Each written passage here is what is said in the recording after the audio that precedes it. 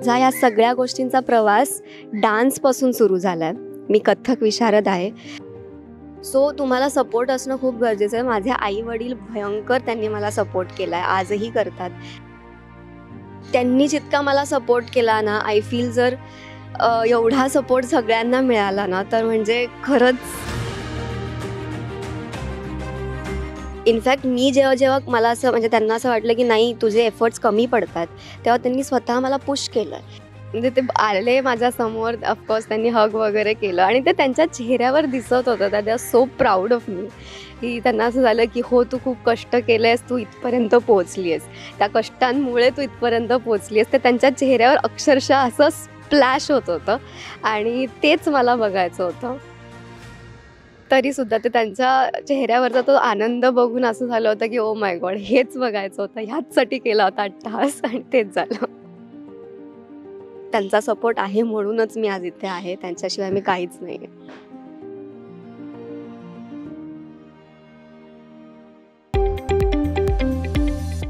नमस्कार, मी रुची कदम, म्हणजेच सारं काही तिच्यासाठी या मालिकेतली तुमची ओवी. तर मला माझा प्रवास विचारला गेला आहे. सो मी आहे नाशिकची, तिथेच वाढले, स्कूलिंग तिथेच झालं, निर्मला कॉन्व्हेंट हायस्कूलमध्ये. कॉलेजही तिथेच झालं. माझं शिक्षण म्हणजे मी BSc केमिस्ट्री केलं आहे आणि त्यानंतर मी मुंबईला आले थिएटर करण्यासाठी मास्टर्समध्ये. पण त्याच्याही आधी माझा या सगळ्या गोष्टींचा प्रवास डान्सपासून सुरू झाला आहे. मी कथ्थक विशारद आहे. रेखाताई नाडगौडा आणि क्षमाताई भाटे यांच्याकडे मी कथ्थक शिकले. सो तिथून माझा ॲक्च्युअल प्रवास सुरू झाला आहे. आधी डान्स परफॉर्मन्सेस आणि सगळं करता करता एक नाटकाकडे पण आपली ओढ आहे असं मला जाणवलं. मग मध्ये जेव्हा मला कथ्थकमधून वेळ मिळत होता तेव्हा मी थिएटरकडे पण लक्ष दिलं, त्याचाही अभ्यास केला. आणि मग मला असं झालं की नाही, आपल्याला ह्याच्यात आवड आहे तर आपण पुढे याच्यात खरंच शिक्षण घेऊयात. कारण की असं म्हणतात ना की to break the rules you need to know the rules. So मला असं झालं की कितीही म्हटलं तरी पण आधी बेस काय आहे थिएटरचा, काय आहे एक्झॅक्टली हे शिकून घ्यावं आणि मग आपण पुढे एक्सप्लोअर आपल्याला करता येईल.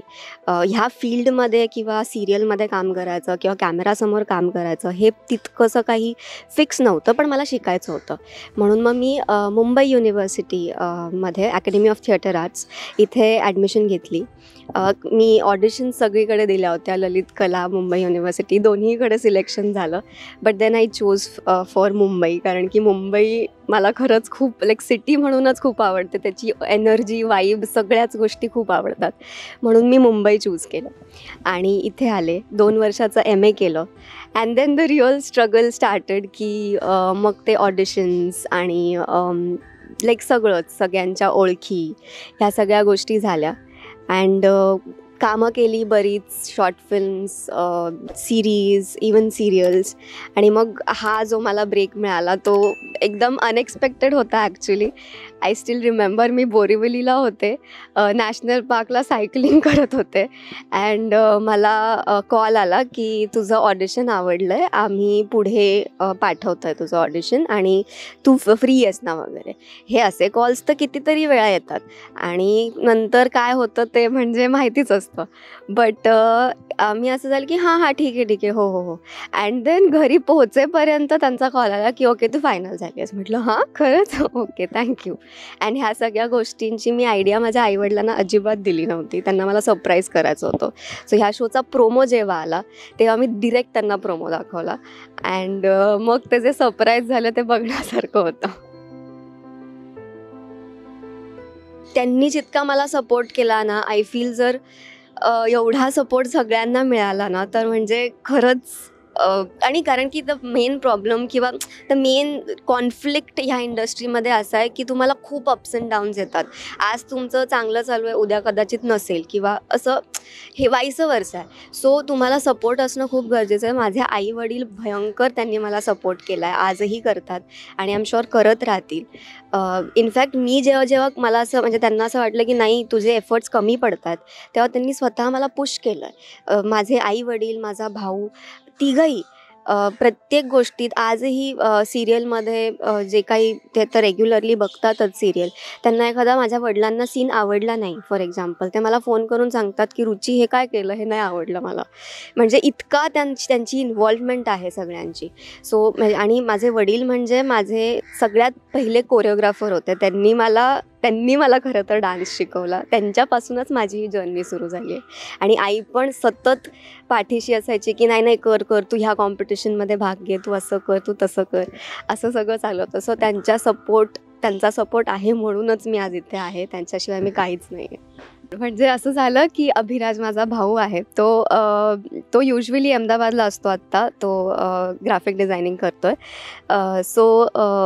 तो नाशिकला नसतो, पण त्यावेळेस थँकफुली तो नाशिकमध्ये होता. अँड आम्ही दोघांनीच असं ठरवलं होतं की आपण नको सांगूयात घरी आणि आपण त्यांना सरप्राईज देऊयात. सो इकडे शूट वगैरे सगळं चालू झालं, सगळं झालं होतं आणि त्यांना काहीच आयडिया नाही या गोष्टीची. इन अ वे मी त्यांना खोटं बोलत होते की काय नाही घरीच आहे, मी घरीच आहे असं वगैरे सांगत होते जेव्हा शूट सुरू होतं. अँड देन फायनली जेव्हा प्रोमो आला तेव्हा अभिराजने टी व्ही लावला आणि अभिराज बोलला की मम्मी पप्पा हा जरा ना प्रोमो तुम्ही एकदा बघा, कारण की नाही सॉरी टी व्ही नाही, फोनवरच त्यांनी पहिले प्रोमो बघितला, कारण की झी मराठीच्या पेजवर प्रोमो त्यांना पहिले दिसला. तो अभिराजनी फोन दाखवला त्यांना की तुम्ही हे जरा कॉन्सेप्ट खूप इंटरेस्टिंग वाटते, तुम्ही जरा हा प्रोमो बघा. आणि मग त्यांनी तो बघितला. अँड त्यांच्यासाठी म्हणजे असं होतं की हे काय तुम्ही आणि ते चिडले दोघं आमच्या दोघांवरही की असं कसं तुम्ही केलं, तुम्ही सांगितलं कसं नाही आम्हाला. आणि खूप फनी होतं ॲक्च्युली ते असतं ना की रागवल्यावर अजून आपले आईवडील आपल्याला अजून 2 थोबाडीत मारतात आणि म्हणतात गप्प बैस, तसं झालं ते. आणि हो म्हणजे कमाल रिॲक्शन होती त्यांची. एक्सपेक्टेड होतं असं म्हणेन मी, पण तरीसुद्धा ते त्यांच्या चेहऱ्यावरचा तो आनंद बघून असं झालं होतं की ओ माय गॉड, हेच बघायचं होतं, ह्याचसाठी केला होता अट्टहास आणि तेच झालं. आले माझ्यासमोर, ऑफकोर्स त्यांनी हग वगैरे केलं आणि ते त्यांच्या चेहऱ्यावर दिसत होतं. They are so proud of me, की त्यांना असं झालं की हो तू खूप कष्ट केले आहेस, तू इथपर्यंत पोहोचली आहेस, त्या कष्टांमुळे तू इथपर्यंत पोहोचली आहेस. ते त्यांच्या चेहऱ्यावर अक्षरशः असं स्प्लॅश होत होतं आणि तेच मला बघायचं होतं. आणि आय वॉज सो सॅटिस्फाईड. मला तेच आता बघत राहायचं आहे आयुष्यभर, त्यासाठी मी खूप खूप खूप एफर्ट्स घेत राहील. सेटवर आलेत कधी? नाही, अजून अशी काही हे नाही झाली आहे की ते सेटवर येतील, पण मी नक्की त्यांना एकदा घेऊन येणार आहे. मज्जा येईल खरं तर खूप जास्त. म्हणजे ऑफकोर्स ते इथे आले, अगदी माझ्या समोर उभे असतील आणि ते मला काम करताना बघत असतील, त्यापेक्षा सुंदर गोष्टच नाही आहे. 2023ने ॲक्च्युली मला खूप काही दिलं आहे. आणि पुढचा प्रवास जर बोलले तर म्हणजे मला माहीत नाही की मला म्हणजे फक्त असं हिरोईनचंच काम करायचं आहे किंवा असं काही माझ्या डोक्यात कधीच नव्हतं ॲक्च्युली.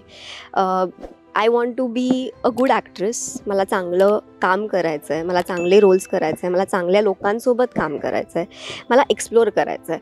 हा माझा मोटिव्ह आहे आणि कदाचित तोच नेहमी राहील माझा मोटिव्ह. सो या पुढचा जसं येईल तसं मी बघत जाईल. एवढा फ्युचरचा विचार नाही करायचा आहे. जी अपॉर्च्युनिटी येईल त्या अपॉर्च्युनिटीमध्ये मी स्वतःला किती जास्त अजून प्रूव्ह करू शकते याकडे माझं लक्ष असेल. Dream role again I would say की असा एक रोल जो एक ॲक्टरसाठी असतो ना, की कदाचित छोटाही असेल, अगदी 5 मिनिटाचाही असेल रोल, पण त्यासाठी तुम्हाला जे अप्रिशिएशन मिळतं किंवा त्यासाठी आपण म्हणजे मनापासून आपण ते कॅरेक्टर जगतोय, हा जो फील आहे तो फील मला आधी स्वतःला घ्यायचा आहे. मग अप्रिशिएशन वगैरे त्या सगळ्या सेकंडरी गोष्टी आहेत. ॲक्च्युली मला आधी तो फील घ्यायचा आहे की मी माझ्या कामाशी सॅटिस्फाईड. असं तर कोणीच आर्टिस्ट कधीच स्वतः सॅटिस्फाईड नसतो, पण तरी एक ते फिलिंग असतं छोटंसं की हां, हे काम करून जरा छान वाटलं, तसं वाटलं पाहिजे, तेच वाटत राहिलं पाहिजे. हा माझा मोठा